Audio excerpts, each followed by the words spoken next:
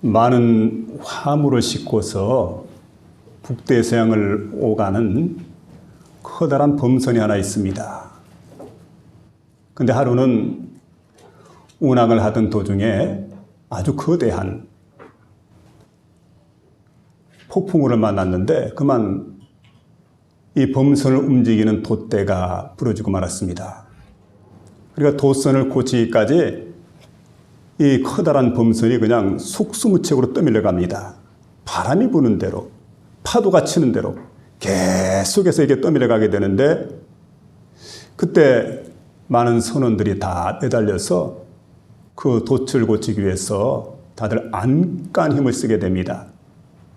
근데 그때 신입선원 하나가 아주 근심스러운 눈빛으로 한참 동안 돛을 쳐다보고 있다가 그리고 계속해서 바다를 응시하고 있는데 근데 바다 안에서 이상한 장면이 벌어졌습니다. 자신들의 타고 있는 그 배는 당시에 이제 범선이었기 때문에 동력으로 움직이는 게 아니죠. 바람에 따라서 돛의 영향을 받아가지고 움직여야 되는데 그래도 그 당시에 이 배 중에는 가장 커다란 배였는데 속수무책으로 바람이 부는 대로 파도가 치는 대로 밀려가고 있는데 근데 이상하게 반대편에서 자기들의 그 배 옆으로 빙산 하나가 거슬러 올라가고 있습니다. 그 참 이상하다. 왜 저 빙산은 바람의 영향을 받지 않을까? 파도의 영향을 받지 않을까? 그래서 궁금해가지고 그 바다에서 잔뼈가 굵은 선장님에게 찾아갔습니다. 그 선장님, 이게 도대체 어떻게 된 현상입니까? 그러자 선장님이 얘기를 합니다. 빙산의 일각이라고. 자, 자네가 지금 바라다보고 있는 그 빙산은 전부가 아닐세. 그러니까 눈에 보이는 빙산은 10분의 1만 눈에 보이고 보이지 않는 부분은 10분의 9가 바로 이제 바다 밑에 잠겨 있다고. 더 정확히 말한다면 8%만이 눈에 보이고 그리고 92%는 보이지 않는 그 바다 속에 이렇게 잠겨져 있는 그런 부분이라고 설명을 합니다. 그러면서 하는 얘기가 지금 우리 배 같은 그 범선 같은 경우는 바다에서 파도가 치고 바람이 불면서 이렇게 막 흔들리고 하지만 떠밀려 가지만 그러나 여기에 있는 그 빙산 같은 경우에는 해면에 있는 파도나 바람의 영향을 전혀 받지 않고 바닷속 깊은 곳에 있는 해류의 영향을 받게 되어서 해류가 움직이는 방향으로 진행하는 거라고. 그러니까 지금 해류는 거꾸로 이렇게 해류가 지금 움직이고 있기 때문에 빙산이 지금 거꾸로 올라가는 거라고. 여러분, 이 이야기를 들려준 분이 바로 그 유명한 설교대가였던 스펄전 목사입니다. 근데 그분은 이야기를 하면서 이런 결론을 내리게 됩니다. 여러분, 우리가 빙산과 같은 신앙을 가져야 됩니다. 그래서 빙산과 같은 신앙이라는 게 뭘까요? 눈에 보이는 그러한 세상의 기준에 따라서 움직이지 않습니다. 눈에 보이지 않는 하나님의 은혜와 하나님의 인도하심에 따라서 움직이는 신앙.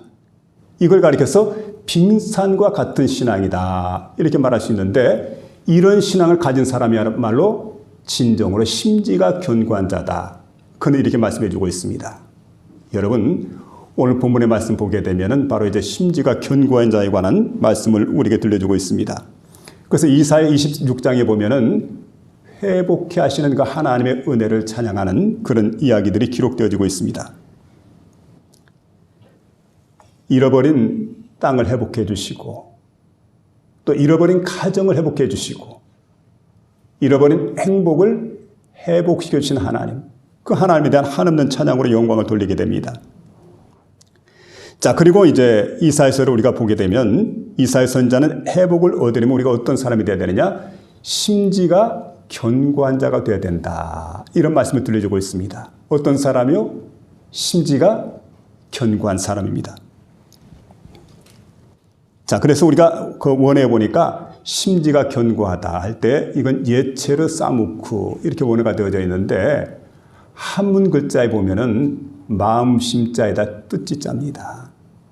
마음과 뜻 이렇게 말할 수가 있는데, 그러니까 예체를 싸먹고라고 하는 말씀은 바로 이제 마음가짐, 의도가 여러분 흔들리지 않는 겁니다. 전혀 흔들리지 않고 어떤 경우라도 흔들리지 않고 항상 바른 자세를 취하는 것, 이걸 가리켜서 예체를 싸먹고라고 그렇게 말하고 있습니다. 환난의 바람이 불어오더라도, 병마가 덮쳐온다 할지라도, 그리고 어떤 오해를 받는 한이 있다 할지라도 나는 흔들리지 않습니다. 그리고 견실한 믿음을 가지고 항상 한결같은 마음으로 하나님께 붙어 있고 하나님 중심으로 살아가는 사람, 이런 사람을 가리켜서 바로 심지가 견고한 자다, 이렇게 말할 수가 있을 겁니다.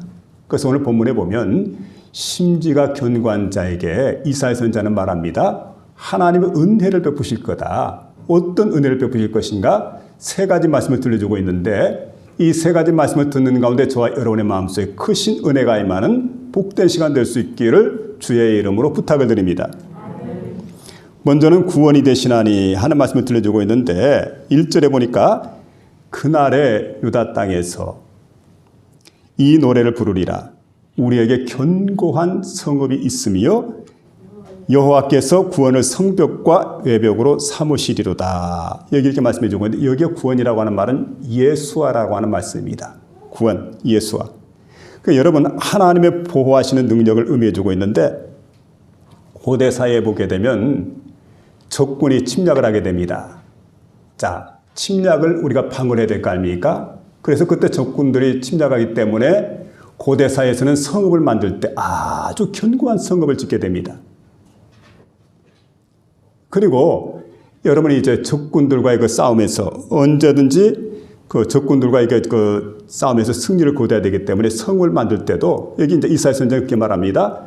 외벽과 성벽으로 두르셨다. 성벽과 외벽으로 두르셨다. 그러니까 완벽하게 성을 만드셨고 하나님께서 그렇게 보호해 주신다는 거지요. 그래서 여러분, 하나님의 보호라고 하는 것은 적당한 보호가 아니라 완벽한 보호라는 사실을 믿으며 살아갈 수 있기를 부탁을 드립니다.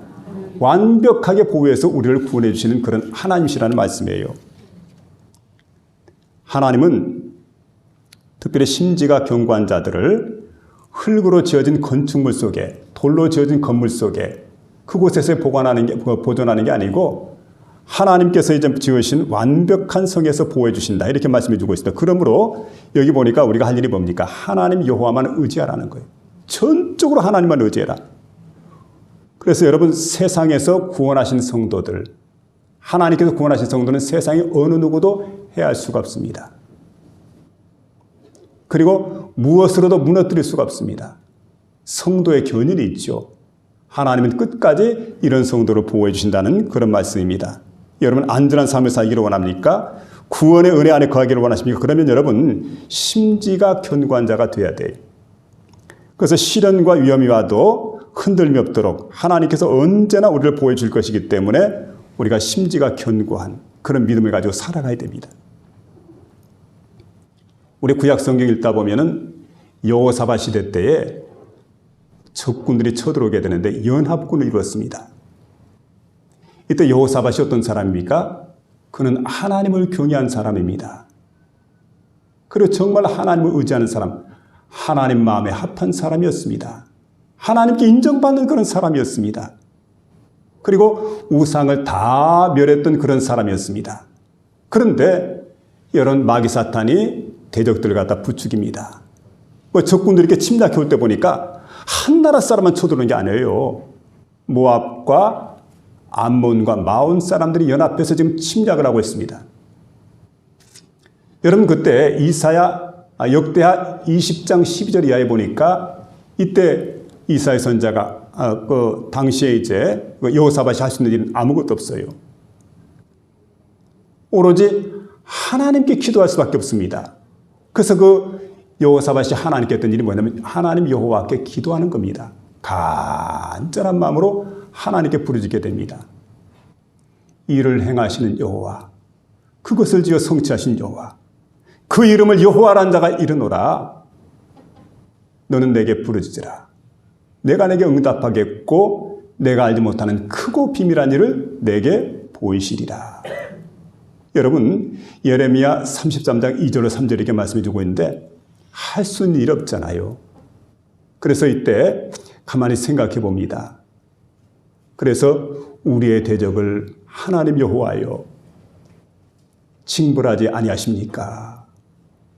지금 보니까 대적들은 숫자가 많아요. 큰 무리가 우리에게 비쳤는데 우리는 어떻게 해야 할 바를 모르겠습니다. 그리고 오늘 이 시간 나는 오로지 주님만 바라봅니다. 주님만 믿고 주님만 신뢰하고 주님만 의지하고 나갑니다. 여러분 그랬더니 그의 기도를 하나님께 들어주시고 응답해 주실 때에 대승을 거두게 되는 놀라운 역사가 나타나는 걸 보게 됩니다. 여러분 방법은 하나님께 있습니다. 구원은 하나님께 있습니다. 내 힘으로 구원이 이루어지는 게 아니에요. 내 방법으로 문제가 해결되는 게 아닙니다. 근데 우리가 여러분 어렵고 힘든 문제를 스스로 풀려고 노력을 하고 발버둥 치고 힘을 쓰고 애를 쓰고 근데 문제가 해결되지 않습니다. 왜 그렇습니까? 내가 하려고 하니까. 내가 할 수 있는 일이 있고 할 수 없는 일이 있습니다. 여러분 그럴 때는 우리가 하나님께 맡기는 게 좋지요. 그리고 하나님께 기도합니다. 하나님, 저는 최선을 다했습니다. 제가 할 수 있는 여기까지입니다. 나머지는 하나님께 부탁을 드립니다. 하나님 역사하여 주시옵소서. 하나님 도와주시옵소서. 여러분 그러고 기도하며 나가게 될 때 역사하신 하나님의 은총이 우리 가운데 나타나시고 또 우리를 구원해 주시는 그런 그 복된 역사가 일어난 줄로 믿으며 살아가시기를 부탁을 드립니다. 두 번째 여기 보니까 평강을 주시니 하는 말씀을 3절에 들리고 있는데 주께서 심지가 견고한 자를 평강하고 평강하도록 지키시리니 이는 그가 주를 신뢰함이니이다. 이렇게 말씀해 주고 있습니다. 여러분 심지가 견고한 자는 한결같은 마음을 가진 자를 가리켜서 심지가 견고한 자다 이렇게 말할 수가 있는데 아무리 이런 사람 환경이 어려워도 흔들리지 않아요. 아주 견고하게 서 있습니다. 그리고 이런 사람들은 지조와 정조가 마음속에 있기 때문에 끝까지 주님을 갖다가 배신하지 않습니다. 그래서 여러분 이제 이런 사람들 보면은 비가 오나 눈이 오나 한결같은 예배를 드린 사람들이죠. 그리고 사람들이 알아주거나 알아주지 않거나 한결같은 마음으로 또 헌신하게 됩니다. 그리고 기분이 좋으나 나쁘나 한결같은 마음으로 하나님께 봉사하는 사람들, 이런 사람들이 바로 심지가 견고한 사람이다 이렇게 말할 수가 있습니다. 하나님은요 흔들리는 갈대 같은 우리가 되기를 원치 않습니다. 갈대가 변해서 반석이 되기를 원하시는 하나님이십니다. 여러분 갈대같이 흔들리는 사람이 아니라 하나님 앞에 언제든 변화해서 반석 같은 사람으로 바뀌어지는 그런 복된 역사 나타날 수 있기를 부탁을 드립니다. 베르디의 오페라 리골레트 가운데 여러분 그 여자의 마음이라고 하는 노래가 있습니다. 거기 보니까 여자의 마음은 흔들리는 갈대와 같다네. 그게 여자의 마음입니까? 그런데 여러분 저는 여자의 마음이 그런 줄 알았는데 철의 여인이라고 하는 마가렛 대처가 있습니다. 얼마나 의지가 강한 사람인지 모릅니다. 그는 흔들리지 않습니다. 그래서 여러분 우리가 생각해 볼 때 아무리 예수님의 수제자라 해도 흔들린 사람이라고 하는 갈대입니다. 그러나 아무리 연약한 여자라 할지라도 심지가 견고하고 절대로 흔들리지 않는다고 한다면 확고부당한 믿음을 갖는 사람이라고 한다면 이 사람은 누굴까요? 이 사람은 반석이라는 말씀이에요. 그래서 여러분 흔들리는 갈대가 아니라 요동치 않는 반석 같은 사람이 될 수 있기를 부탁을 드립니다. 기둥이라고 할 때 기둥은 어떤 상황에서도 흔들리지 않습니다. 태풍이 와도 끄떡없습니다. 비가 오나 눈이 오나 한결같이 그 자리를 지키고 있는 이게 바로 기둥입니다. 성도가 기둥 같은 성도가 돼야 되죠. 우리 한국인이 제일 존경하는 사람이 누구일까 하고 보니까 1위가 이순신 장군입니다. 왜일까요? 제가 이순신 장군에 대한 기록을 어제 쭉 살펴봤어요. 그랬더니 여러분 이분이 임진왜란 때 전쟁을 몇 차례 치렀는가 하고 보니까요. 저는 23전 23승인 줄 알았는데 그렇지 않대요. 총 해전이 49번 일어났는데 그중에 45번 출전했다는 겁니다. 그러니까 여러분 45전입니다. 그중에 40번을 승리했습니다. 그리고 5번은 무승부래요. 그 무승부 가운데 대표적인 전투가 우리 마을에서 일어난 전투입니다. 장문포 외성이 있지 않습니까? 바로 이 동네 왼쪽에 보면 장문포 외성이 있어요. 군항포 쪽으로. 근데 당시에 이제 그 좌의정이었던 윤두수라고 하는 분, 그리고 곽재우라든지 고경명 같은 그 의병장들이 함께 참여를 했습니다. 그 전투를 벌이게 되는데 우리는 계속 공격하고 싸움을 거는데 바로 일본군들이 수비만 하는 겁니다. 출전하지 않는 거예요. 그래서 구영등포 쪽으로, 영등포라고 할 때 그 구영이죠, 구영. 구영 쪽으로 물러갔다가 다시 와서 공격하고 세 차례 공격을 해도 까딱하지 않아요. 결국 싸움을 걸었는데 싸움을 하지 않고 칠천량 쪽으로 이렇게 물러갔기 때문에 이건 무승부가 되었다는 거예요. 이렇게 해서 이제 5번의 무승부가 있고 40번의 승리가 있습니다. 근데 여러분 생각해 보세요. 우리는 이순신 장군이 40번 승리를 했기 때문에 그를 존경하는 게 아니고 그가 여러분 원균의 모함을 입게 됩니다. 때로는 귀양사를 가기도 합니다. 폐기종군하게 됩니다. 그러니까 자신의 모든 지휘권을 다 잃어버리는 거예요. 폐기종군하게 될 때. 근데 그런 가운데 있었지만 그래도 한결같은 마음으로 나라를 염려하고 나라를 사랑합니다. 그리고 한결같은 마음으로 임금에게 충성하게 됩니다. 여러분 그 점이 훌륭한 점이죠. 한결같은 마음. 불세출의 영웅이었기 때문이 아니죠. 헌신적 리더십을 가지고 있었기 때문에 우리가 그를 사랑하고 존경하는 사람이 되었다는 거예요. 이 점이 얼마나 귀한 일인지 모릅니다. 여러분 기생과 아내가 있습니다. 차이점이 뭐라고 생각합니까? 기생은요, 돈을 많이 갖다 주면 참 좋아합니다. 사랑해 줍니다. 게다가 술 마실 때도 안주를 비싼 걸 먹게 되면 대단히 좋아해요. 흡족히 여겨요. 근데 아내는 어떻습니까? 아내는 그런 사람이 아닙니다. 비가 오나 눈이 오나 돈이 있으나 없으나 한결같이 사랑해 주는 사람, 이 사람이 누굽니까? 아내입니다. 그래서 기생 같은 사랑은 여러분 돈의 유무에 따라서 변화무쌍하게 바뀌는 겁니다. 그런데 아내의 사랑은 한결같은 사랑, 그 사랑이 바로 아내의 사랑이기 때문에 우리가 조강지처 그렇게 말하게 되죠. 유래가 그렇습니다. 후한, 중국의 후한이라고 하는 나라가 광무제라는 그 황제가 있던 시대입니다. 근데 이 황제 광무제에게 누님이 있었는데 이 누님이 일찍이 남편이 세상을 떠나 사별했어요. 그래서 어떤 날 그 누님을 만나면서 참 애처로운 마음이 들어서 그 우중을 한번 떠보게 됩니다. 누님, 만일에 마땅한 상대가 있으면 재혼할 수 있겠습니까? 하고 물으니까 누님이 이렇게 대답합니다. 나는 성홍 같은 사람 아니면 재혼하지 않겠다고. 근데 성홍이라는 그 신화를 알아보니까요, 이분은 이미 가정을 이룬 분입니다. 어떤 날 공무차 관청에 들어왔을 때 그때 누님을 갖다 병풍 뒤에 숨겼어요. 그리고는 성홍에게 묻습니다. 속담에 이르기를 사람이 출세를 하게 되면 친구를 바꾸고 가세가 넉넉해지면 집안이 부유해지게 되면 아내를 바꾼다는 말이 있네. 자네는 생각이 어떠한가? 그랬더니 그는 이렇게 얘기를 합니다. 가난했을 때 사귀었던 그 친구는 내가 잊을 수가 없을 겁니다. 끝까지 친구로 두렵니다. 그리고 순찌개미를 먹고 쌀겨를 먹는 이런 어려움 상황 속에서 고생했던 아내는 절대로 내보내지 않는다고 그렇게 사람들이 말합니다. 난 그래서 내보낼 수가 없다고.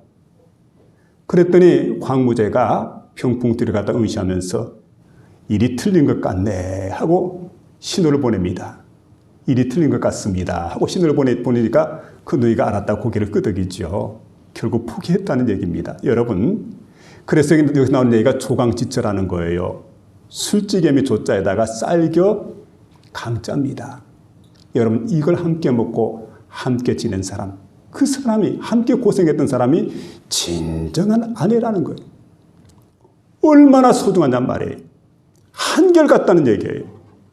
여러분, 우리의 신앙이 그래야 돼요. 사랑하는 남성 여러분, 조강지처를 소중히 여길 수 있기를 주의 이름으로 부탁을 드립니다. 대답이 없어요. 사랑하는 여성 여러분, 조강지부를 끝까지 사랑할 수 있기를 부탁을 드립니다. 사랑하는 성도 여러분, 우리 주님을 끝까지 사랑할 수 있기를 주의 이름으로 부탁을 드립니다. 그렇게 살아가야 되죠. 그리고 이게 보니까요, 심지가 견고하다고 한 말은 신앙의 지조를 지키라는 말입니다. 일편단심이라는 말이 있죠. 일편단심. 임향한 일편단심. 주님 향한 일편단심. 심지가 견고한 자는 한결같은 마음으로 주님을 향해서 주님을 사랑하는 이런 마음을 가져야 돼요. 사람에 따라서 역사를 평가하는 게 다릅니다만은 조선조를 건국했던 이성계가 많은 문무백관들 앞에서 이런 이야기를 하게 됩니다. 앞으로 이 나라가 태평성대를 이룰 것 같으면 태평성대 이뤄야 될 터인데 이런 좋은 나라가 되려고 한다면은 내가 하는 일에 여러분이 협조를 해야 될 것입니다. 하고 여러분 나라를 나라를 뺏어버리고 백성들을 도탄에 빠뜨렸던 이성계가 이런 말 하게 될 때 고려 충신들 입장에서는 이게 보통 심각한 얘기가 아니에요. 이때 마침 이성계의 5째 아들이 누굽니까? 요즘 텔레비전에서 방영하죠. 태종 이방원입니다. 이 태종 이방원이 다른 방에 정몽주를 데리고 가서 정몽주와 함께 술잔을 기울입니다. 그러면서 이제 시조를 한 수 읊게 되는데 이런 시입니다. 하여가이죠. 이런들 어떠하리 저런들 어떠하리 여차역하여 여피역하여 하면서 이제 그 시를 읽게 되는데 만수산 드렁칠기 얽혀진들 어떠하리 우리도 이같이 얽혀서 100년 동안 살아보세 하면서 노래를 부릅니다. 시를 씁니다. 자, 근데 이때 이 시를 부르면서 술 한 잔 탁 하고 따라주면서 마시라고. 이때 정몽주가 화답했던 게 단심가입니다. 그 단심가에 그는 이렇게 노래하게 되죠. 이 몸이 죽고 죽어 100번 고쳐 죽어 100골이 진토되어 넋이라도 있겠고 임양한 일편단심이야 편할 줄이 있으랴. 임양한 일편단심. 여러분 이 시조를 읊고 난 다음에 둘은 헤어지게 됩니다. 그리고 돌아오는 길에 여러분 한 다리 옆에서 그 이방원이 보낸 사람이겠죠. 이방원의 사람인데 그가 말을 타고 지나가던 정몽주를 단 칼에 베어버렸습니다. 그래서 목이 잘렸어요. 머리가 대굴대굴 구르게 되는데 머리가 굴렀던 그 자리, 떨어졌던 그 자리에서 대나무가 올라왔는데 피 묻은 대나무가 올라왔다는 거예요. 그래서 그 자리를 가리켜서 바로 그곳에 있는 달을 가리켜서 선주교라고 해요. 선주교. 여러분 한 번 님으로 결정한 사람, 한 나라의 제왕을 섬기기로 결정했다면 끝까지 섬겼던 충신들의 기회가 돋보이는 그런 모습들입니다. 여러분 우리가 그렇죠. 주님을 섬기기로 다짐한 사람들이 일평생 내가 주님만 섬기겠습니다라고 고백하면서 나가게 될 때 우린 요동해서는 안 돼요. 흔들려서는 안 돼요. 한결같은 마음입니다. 일편단심입니다. 이게 바로 심지가 견고한 자들, 평강의 평강으로 하나님께서 지켜주시고 인도해주신다는 사실을 믿으며 살아갈 수 있기를 주의 이름으로 부탁을 드립니다. 세 번째는 반석이 되시리니 하는 말씀인데요. 4절에 보니까 너희는 여호와를 영원히 신뢰하라. 이런 말씀이 있습니다. 여호와를 영원히 신뢰하라. 월드비전 긴급 구호팀장이었던 한비아 씨가 있습니다. 근데 이분이 아프리카 쪽으로 향했는데 아주 에이즈가 창궐하고 가뭄이 극심했던 잠비아의 어떤 한 마을을 지나가게 되는데 가다 보니까 이렇게 허름한 집인데 벽이 이렇게 무너져 있어요. 근데 거기에다가 십자가 문양을 이렇게 딱 새겨놨는데 그 밑에 무슨 글을 썼습니다. 그래 보니까 하나님은 어떤 경우에라도 당신을 사랑합니다. 이런 글이었어요. 궁금하게 생각하고는 그 집에 들어가 보니까 한 20살 남짓한 청년입니다. 근데 얼굴을 보니까 얼굴에 부스럼이 가득합니다. 목에도 부스럼이 가득합니다. 손을 보니까 손에도 부스럼이 가득합니다. 에이즈 말기 환자예요. 아무리 봐도 에이즈 말기 환자입니다. 근데 이 청년이 책을 또 펼쳐놓고 책을 읽고 있고 그 집을 보니까 온 벽에 성경 구절이 가득히 기록되어 있습니다. 그래서 궁금해서 물었어요. 어떤 성경을 읽고 있습니까? 욥기서를 읽고 있습니다. 근데 고통에 하나님의 뜻이 있을 터인데 하나님의 뜻이 무엇인지 알 수가 없었어요. 하지만 내가 지금 생각하는 것은 아무리 내가 고통 중에 있을지라도 고통은 하나님의 사랑의 또 다른 이름이라고 그렇게 대답하는 겁니다. 그러니까 하나님이 원망스럽지 않습니까? 물어보니까 원망스럽기는요. 내가 지금 이 고통을 나고 이렇게 힘든 시간을 지금 보내고 있지만 하나님의 사랑을 내가 이 가운데 많이 느끼고 있다고. 엄청난 하나님의 사랑을 느끼고 있다고 그렇게 고백을 하게 됩니다. 한비아 씨가 깜짝 놀라게 됐죠. 자, 이제 여러분 신앙을 한번 점검해 보시기 바랍니다. 우리는 많은 사람들이 간증하는 걸 바라보면 잘된 것을 간증을 해요. 복 받았다고 간증해요. 성공했다고 간증해요. 그런데 여러분 어떻습니까? 우리가 반드시 복 받은 것, 성공한 것 이것만이 하나님께서 우리를 사랑하시는 증거인가? 근데 여러분 보면 하나님의 능력이 있는가 하면 하나님의 지혜라는 게 우리에게 있어요. 그래서 예수님께서 이제 메시아 사역을 할 때도 보면 생명회복 운동을 일으키게 됩니다. 소경을 만나면 눈을 뜨게 해줍니다. 안전뱅이를 이렇게 세워주십니다. 귀머거린 귀를 열어주십니다. 죽은 자는 살려주십니다. 가난한 자에게는 복음을 전해주십니다. 그리고 문둥병자는 회복시켜 주십니다. 이게 바로 이제 메시아의 사역이죠. 그리고 이제 우리 믿는 사람들에게 우리를 이제 그 전도 현장에 보내시면서 하시는 말씀이 가라. 가라. 믿는 자들에게는 이런 표적이 따를 것이다. 그래서 너희가 내 이름으로 귀신을 쫓아내고 뱀을 집어올리고 무슨 독을 마실지도 해를 받지 아니하고 그리고 가난한 자에게 우리가 귀신을 쫓아내고 세방을 말하고 뱀을 집어올리고 무슨 독을 마셔서 해를 받지 않냐고 병든 자에게 손을 얹게 될 때 고침받는 그런 귀중한 역사가 일어난다. 그렇게 말씀했는데 여러분 자 이걸 뭐라고 하냐면 능력이라고 하죠. 하나님의 능력이 임했다. 그런데 여러분 꼭 능력만 임합니까? 그렇지 않은 거예요. 우리 예수님께서 33살의 젊은 나이입니다. 그때 예수님께서 우리를 위해서 십자가에 못 박혀 돌아가셨던 그 순간에